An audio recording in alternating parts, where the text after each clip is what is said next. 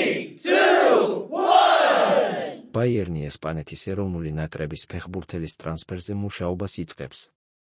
ბაიერნში ახალი სეზონისთვის მზადება უკვე დაიწყეს, გერმანულ პრესას თუ დავუჯერებთ, რეკორდმაისტერს საკმაოდ დატვირთული ზაფხულის სატრანსფერო ფანჯარა ექნება, რაც იმას ნიშნავს, რომ ვენსან კომპანის გუნდი რამდენიმე ფეხბურთელს შეიძენს. ერთ-ერთი პოზიცია, რომლის გაძლიერებაც ვენსან კომპანის სურს მარცხენა მცველია.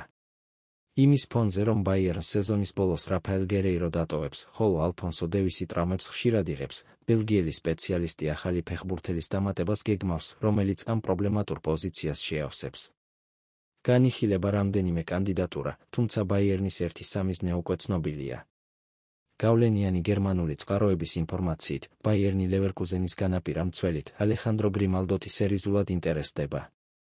რეკორდმაისტერში 30 წლის ესპანელი ფეხბურთელი ძალიან მოსწონთ და ასაკის მიუხედავად, კლუბი ზაფხულში მის შეძენას მაინც შეეცდება.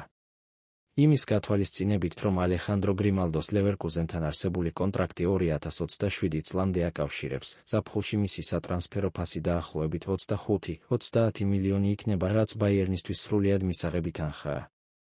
ვენსან კომპანის გამოცდილი ესპანელი ფეხბურთელი ძალიან მოსწონს და იმედს იტოვებს, რომ კლუბი მის გაფორმებას შეძლებს.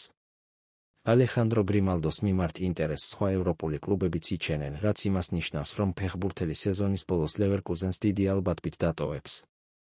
ზაფხულის სატრანსფერო ფანჯრის მოახლოებასთან ერთად, ესპანელი განაპირა მცველის თაობაზე უფრო მეტი ინფორმაცია გახდება ცნობილი.